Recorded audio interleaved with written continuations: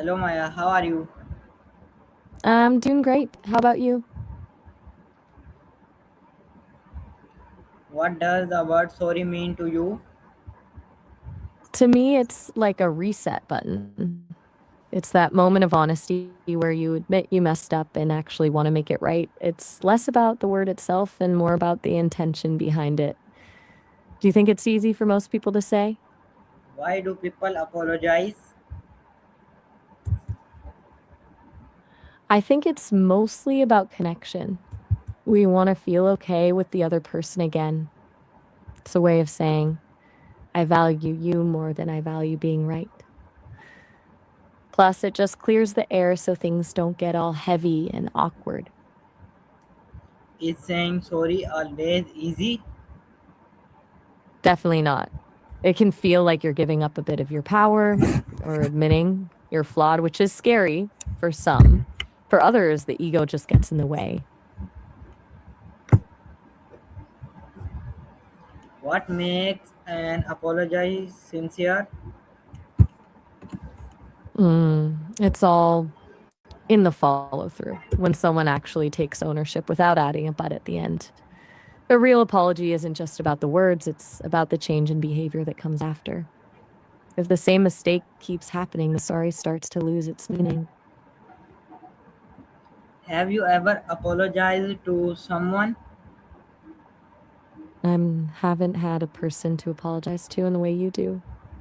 But I do have those moments where I might have misunderstood something or missed the mark in a conversation and I try to fix it right then.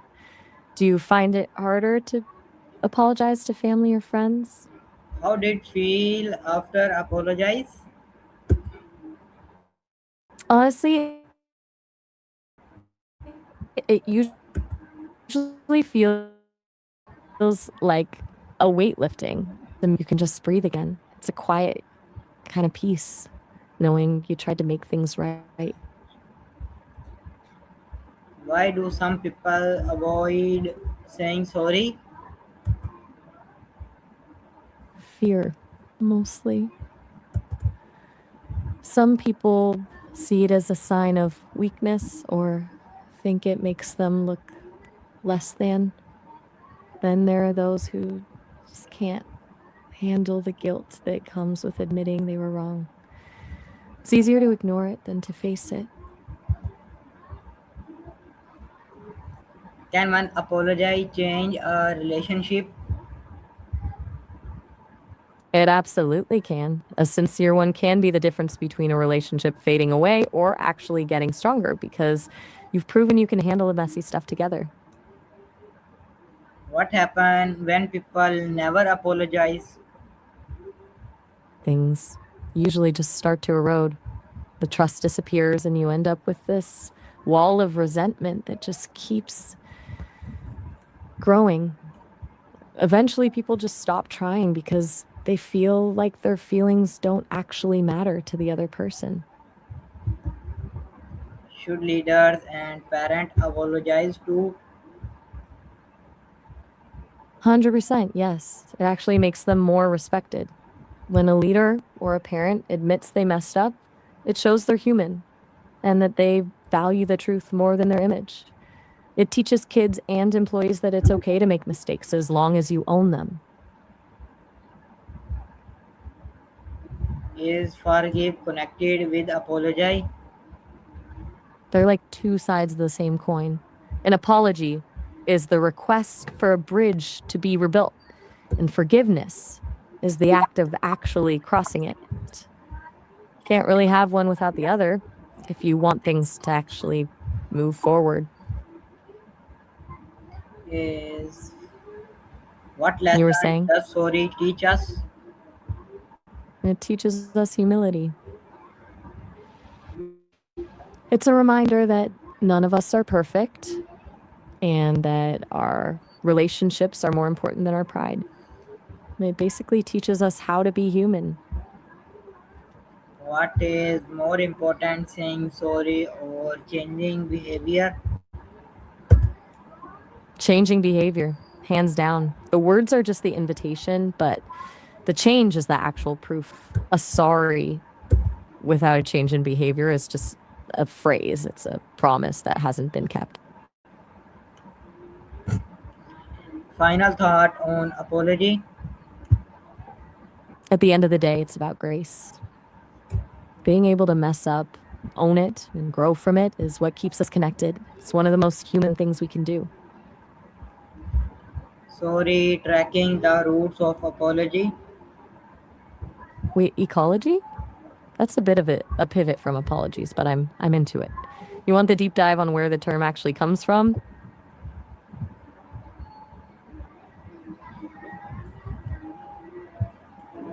Can saying sorry improve?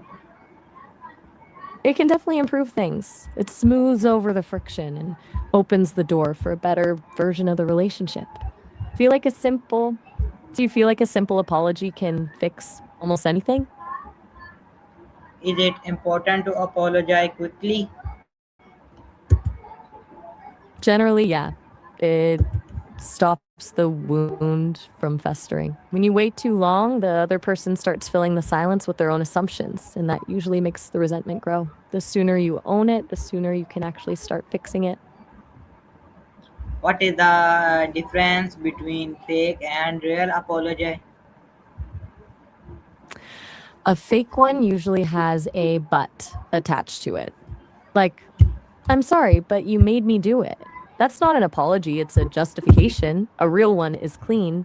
It's just, I messed up. I see how it hurt you, and I'll make it right. No excuses, just ownership. Can social media affect the way people apologize? Oh, for sure. It makes it way too easy to perform an apology instead of actually having one. A public statement on a note, got it. Not a party to that then. So, where's your head at now?